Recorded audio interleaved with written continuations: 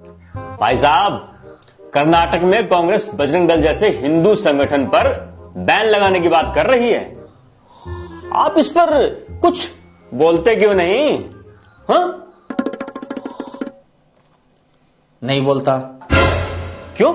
जब हमारे हिंदू कर्मचारी ओपीएस की मांग के लिए पंचकुला में खट्टर की लाठियां खा रहे थे, तब बजरंग दल कुछ बोला था क्या? जब हमारे हिंदू युवा नौकरी की मांग के लिए सड़कों पर पिट रहे थे, तब बजरंग दल कुछ बोला था क्या?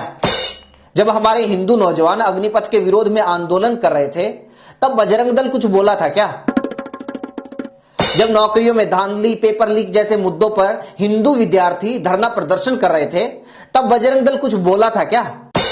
जब हमारे सैकड़ों हिंदू किसान दिल्ली के बॉर्डर पर धरना देते देते शहीद हो गए थे, तब बजरंग दल कुछ बोला था क्या? जब हमारे हिंदू भाई बहनों के लाखों करोड़ रुपए लेकर ललित मोदी, नीरव मोदी, मेहुल चौकसी, विजय माल्या जैसे चोर भाग गए थे, तब बजरंग दल कुछ बोला था क्या? जब बड़े बड़े उद्योगपतियों का लाखों करोड़ रुपया माफ कर दिया गया और हमारे हिंदू गरीब किसान, मजदूर, छोटे दुकानदार कर्ज तले दबकर आत्महत्या कर रहे थे, तब बजरंग दल कुछ बोला था क्या? जब करोड़ों हिंदुओं की जमा पूंजी अपने मित्र अडानी को बचाने के लिए उसको सौंप दी गई थी, तब बजरंग दल कुछ बोला था क्या? जब कोरोना में लाखों हिंदू बिना ऑक्सीजन, बिना इलाज, बिना दवाइयों के मर रहे थे, तब बजरंग दल कुछ बोला था क्या? जब कर्नाटक में हिंदुओं से 40% कमीशन मांगा जा रहा था, तब बजरंग दल कुछ बोला था क्या?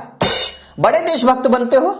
फरवरी 2017 में आपके आज के बड़े नेता ज्योतिरादित्य सिंधिया ने प्रेस कॉन्फ्रेंस करके बोला था कि बजरंग दल तो वो संगठन है जो मुंह में राम और बगल में छुरी रखता है, क्योंकि एटीएस ने पाकिस्तान के लिए जासूसी करने वाले 11 लोगों को पकड़ा था। ये लोग टेलीफोन एक्सचेंज की आड़ में मुखबिरी का धंधा कर रहे थे।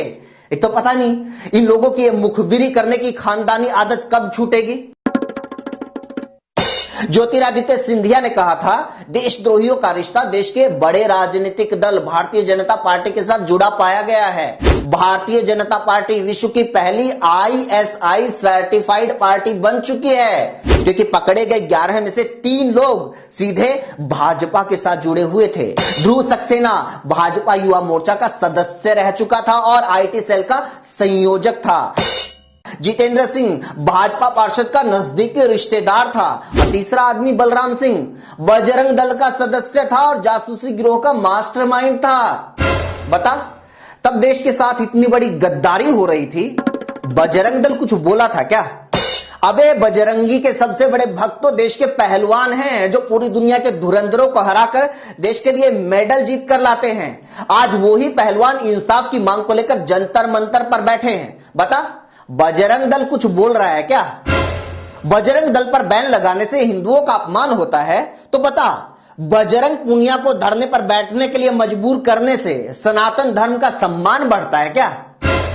बजरंग दल कभी जंतर मंतर पर बैठी हिंदू पहलवान बेटियों के समर्थन में किसानों, मजदूरों, कर्मचारियों, बैंक कर्मियों, LIC कर्मियों, दुकानदारों, बेरोजगारों, विद्यार्थियों, युवाओं, किसी के समर्थन में आज तक एक भी शब्द बोला हो, तो हम बजरंग दल के समर्थन में बोलने क्या, उसके लिए भूख हड़ताल पर बैठने के लिए तैयार हैं। हिंदुओं का समर्थन चाहिए तो हिंदुओं के असली मुद्दों के लिए साथ खड़ा होना पड़ेगा।